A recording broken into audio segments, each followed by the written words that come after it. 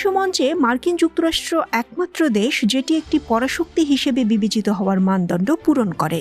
যদিও চীন, ইউরোপীয় ইউনিয়ন, ভারত এবং রাশিয়ার এই ধরনের মর্যাদা অর্জনের সম্ভাবনা রয়েছে বলে একাডেমিকভাবে আলোচনা করা হয়। মধ্যপ্রাচ্যের মতো জটিল ভূরাজনৈতিক পরিস্থিতিতে শান্তি এবং ন্যায় বিচারের নির্দেশনা এবং নেতৃত্বের জন্য বিশ্বমোড়ল মার্কিন যুক্তরাষ্ট্রের দিকেই তাকিয়ে থাকে বিশ্ব। কিন্তু প্রকৃত চিত্র একেবারেই বিপরীত।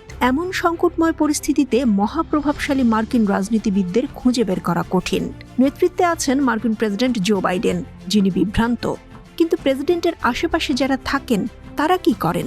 বর্ণবাদী ইসরায়েলি রাষ্ট্রের জন্য বাইডেনের প্রশ্নাতীত সমর্থনে তাকে সমর্থন করেন অন্যান্য নেতারা। মার্কিন রিপাবলিকান সিনেটর লিন্ডসে গ্রাহামের মতে দ্বিতীয় বিশ্বযুদ্ধের অবসান ঘটাতে জাপানের শহর হিরোশিমা এবং নাগাসাকিতে আমেরিকার পারমাণবিক বোমার ব্যবহার ছিল সঠিক সিদ্ধান্ত। তিনি চান যুদ্ধ শেষ করার জন্য ইসরায়েলকেও পারমাণবিক বোমা দেয়া হোক। তবে গ্রাহামই প্রথম নন যার মন্তব্যে ইসরায়েল প্রশ্নে মার্কিন যুক্তরাষ্ট্রের উন্মাদনা ফুটে ওঠে।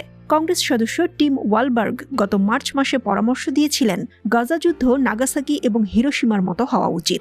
অন্য কথায় ফিলিস্তিনি বেসামরিকদের বিরুদ্ধে পারমাণবিক অস্ত্র ব্যবহার করা।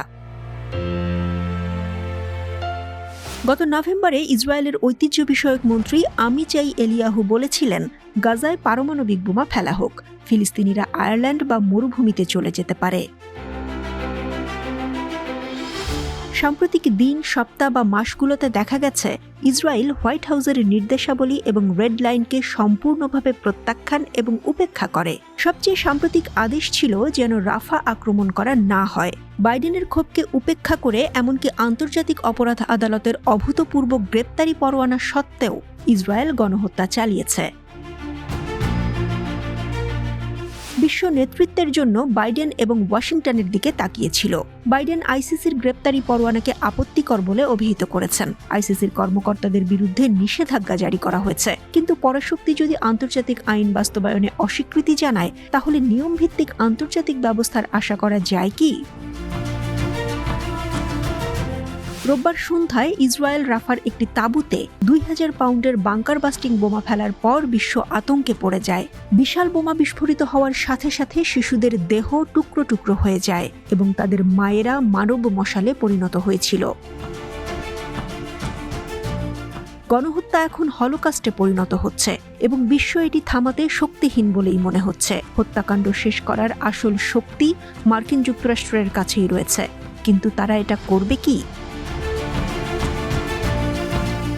ইসরায়েল একটি ক্ষুদ্র ইহুদিবাদী রাষ্ট্র, যাকে আমেরিকার 50টি রাজ্যের প্রায় যে কোনো একটি সহজেই গ্রাস করতে পারে। যুক্তরাষ্ট্র অস্ত্র না দিলে ইসরায়েল কি এত প্রতিপত্তি দেখাতে পারত?